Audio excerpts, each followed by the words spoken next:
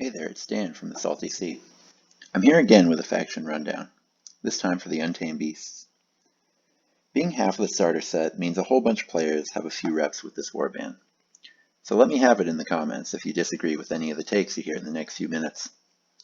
If you didn't pick up the starter set, great! It's never too late to grab a box or two of this warband. And unlike most of the Chaos crews, this warband is really good in Age of Sigmar, so don't feel bad about getting more than one.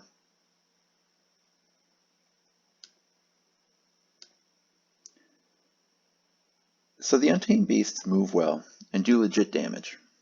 They fall apart under a stiff breeze, but doesn't that fit with a bunch of unarmored Paleolithic hunters? The real focus on this warband, though, is the synergy that comes from their abilities. They give you a sort of introduction to playing a combo style, which is perfect for the starter set. It introduces new players to new playstyles, which is amazing. They also have other great abilities like the first Fang ability or their quad, which does a ton of damage. So they're perfect for learning to play the game. They also have pretty hard-hitting infantry on the cheap side of their warband. So their plains runners are spammable with reasonable threat potential, and the Preytakers do a respectable amount of damage for how much they cost. Finally, they're really good at objective play. They have some mobility, and then the first Fang can pull other units off of objectives, which helps you win them. This is really a warband where play skill matters. You won't always be able to trust, people's opinions that you see on the internet about this warband, sorry to say, because you honestly don't know if the person posting about them is playing them to the full extent. Now, they do have some weaknesses. One big one is durability. They're universally easier to kill than similar pointed models in other warbands. You'll see once we get to the rundown of each unit that their tank scores are very poor, which also means that they're pretty disruptible. Your play skill matters a lot with this warband, but so does your opponent's. They can focus fire down the right unit and sort of pick apart your whole game plan. Finally, you don't have a true hammer, which by that I mean an elite unit that can do a ton of damage in one activation.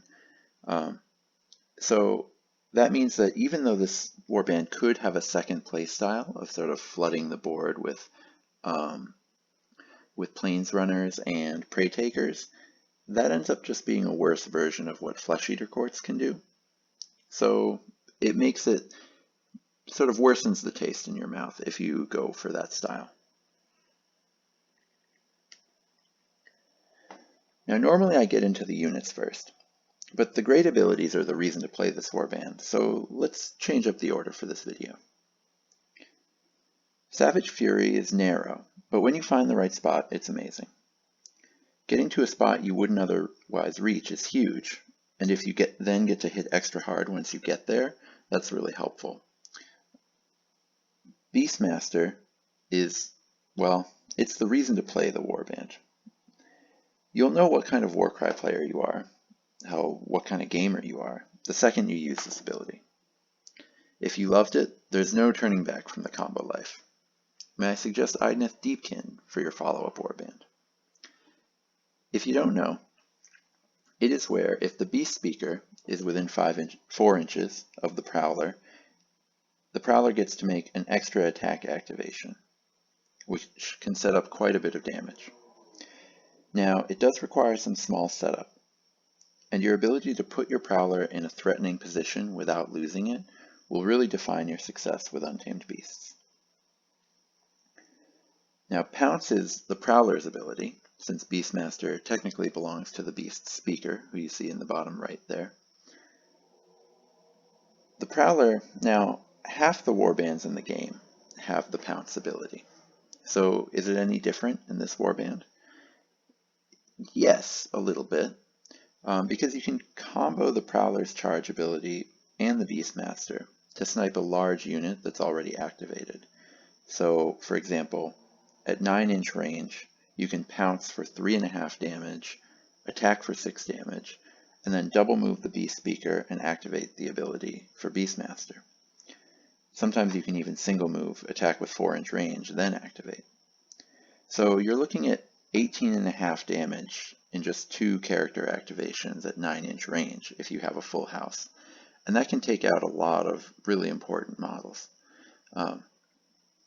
So always keep in mind the ability to potentially combo these two if you can set that up with, 2 character activations.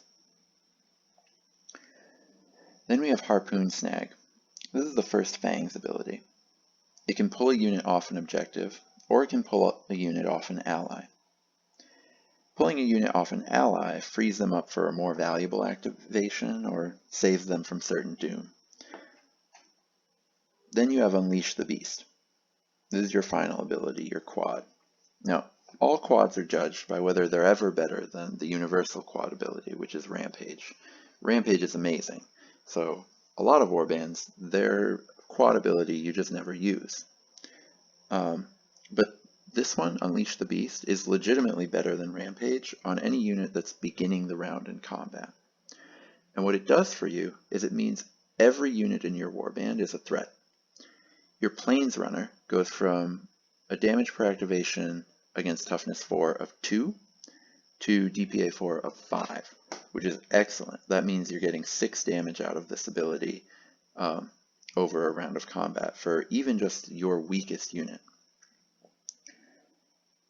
Your Heart Eater or your Prowler both go from damage per activation against toughness 4 of 6 to 11, which is amazing. You're getting 10 damage out of this ability, which is pretty incredible, and it means that opponents really have to be careful about ending a battle round with a high value target locked in combat with any of your units. So now you've seen their abilities, let's look at the units. While I put my math hammer on screen, let me just say this warband is really cool for medium skill painters like me. It's a study in textures. You have skin, cloth wraps, fur, and bone. Some GW minis have teensy bits and details you have to pick out, which I'm terrible at.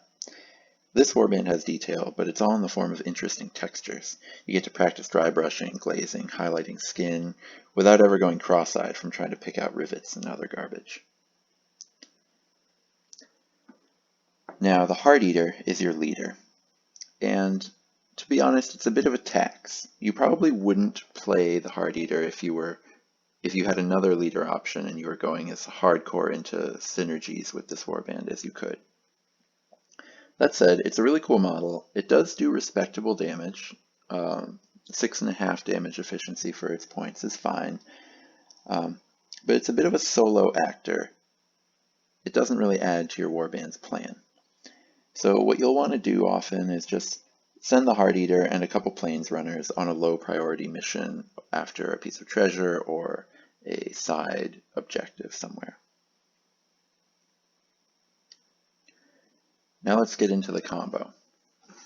Your Beastspeaker at 125 points is reasonably cheap, has a nice ranged attack, and point for point is actually the most durable model in your warband. The Prowler has exactly the same stat line as your leader, your Heart Eater, except that it gets 3 more move at 8, which is really wonderful for this warband. You're going to want to put them together and use them together because alongside each other they end up doing quite a bit more damage for their points than they would on their own. The Beastspeaker being cheap and the Prowler being a better version of your leader also means that you aren't totally ruined if they disrupt you. You are going to be working at significantly less than sort of on curve for your points, or what a good deal for their points would be, but you're still functioning just fine. Some other combo warbands in this game have more powerful payoffs, but disrupting them is more of a problem for them. Now, the Prowler needs to already be in combat before you use your Beastspeaker ability, which means your opponent gets to activate a model between you committing the Prowler to attack and you getting your extra free attack in. So usually you're going to want to wait until late in the round, if possible, before showing your hand. Let the game come to you. The first Fang. This is your dedicated range unit. It has pretty low damage and honestly poor stats. But you're really just taking it for Harpoon Snag, which again is great in objective play. You can pull enemies completely out of scoring range of an objective. Is this worth the points? Often no, but it depends on your playstyle. Harpoon Snag also has the ability to pull units off of an ally, which is usually disappointing in this warband because that would really only be valuable if you had one big hammer unit that you needed to protect or free up to do more important things, which this warband doesn't have, but you'll see me in the list section try something out using an ally to give the first Fang more of a lease on life. Now, Preytakers do really good damage for their points, actually the highest in the warband. You get two options, one is an axe and one is a blade, and it's a little bit of a mean math hammer test that they give you. So just for noting, when you look at War Scroll cards, strength and toughness should really be treated like half a stat when you're evaluating. Now, if you actually calculate it out, the axe is only better specifically against toughness 4 models when you are buffing the axe with Onslaught or Savage Fury. The sword is better in every other circumstance. Now, if you're like me and you made one of each because you thought the axe looked cool, don't worry too much. Those abilities are both doubles, so you can use them and act accordingly, knowing what the axe is good at and what it's not good at. Now, Preytakers, despite being pretty good stats in this warband, sort of suffer from role confusion. They're not quite cheap enough for you to flood the board with them, but if you're taking them for their damage, there's just better outlets for doing that in this warband using your abilities. So they kind of get caught in between, which happens a lot to units in almost every warband in this game that cost between about 85 and 140 points. I'll talk about that in another video in the future. Finally, we have the Plains Runner. At only 55 points, Plains Runners are mildly game-breaking if abused. They have great damage efficiency at 7.7, but they are pretty fragile. That said, ultra-cheap units, like a Plains Runner, are actually more durable than their stats would indicate. Normally, a tank score of 5.7 means these guys fall to a stiff breeze, and yes, at toughness 3 with only 8 hit points, that's true, they do. But wasted damage or overkill can be a real problem for your opponents when taking out Plains Runners, where they just don't use their damage very efficiently and end up losing value over time throughout the game, which will add up in your favor. So for example, let's say your opponent does 7 damage to a Plains Runner and it's not dead. Then they have to attack again with their unit that does 7 damage in one attack. And it's as if your Plains Runner had 14 HP. That's amazing at that point, stats-wise. It's somewhat of a good thing that this box only comes with 3, because spamming Plains Runners is pretty scary. So let's get to lists. Out of the box, Untamed Beasts function really well. Right out of the box is a fun, casual warband with some nice tricks and a wide variety of units to choose from. Experimenting with where you deploy the Beastspeaker and Prowler versus where you put your high damage, no trick Preytakers and Heart Eater is skill testing without being complicated enough to ruin the experience for, say, a beer and pretzels type of player. Now, with 2 boxes, we can drop the sweet but somewhat unfocused units and concentrate on what this warband does that stretches the limits of the game. You can use 2 Prowlers, which means either you threaten to have the combo in 2 different places and put your opponent on the back foot, or you have one Prowler for running down treasure or objectives, and another one for babysitting the Beastspeaker to get that synergy. This 2 boxes list is half Johnny, half Spike, and could really be addicting to the right kind of player. Now, we can do a full board spam list, because when you play with 6 plains runners, you might get tempted to push your luck. Here's what it would look like to try and abuse them as far as they'll go. Unfortunately, the total board flood strategies are at their best when you have 1 or 2 hammers to win the fights you need to win.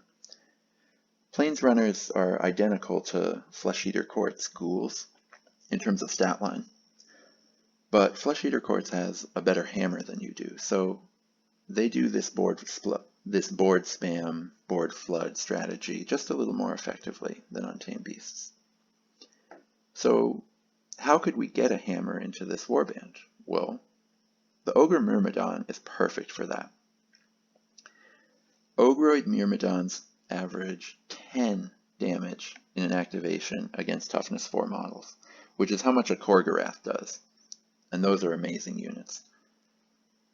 But Myrmidons also come with a bit better armor and superior abilities. Finally, the first Fang actually gets to do a legitimate job in this warband. The best way for your unit to beat the Myrmidon, for your opponent to beat the Myrmidon, is going to be to bog it down with low value units.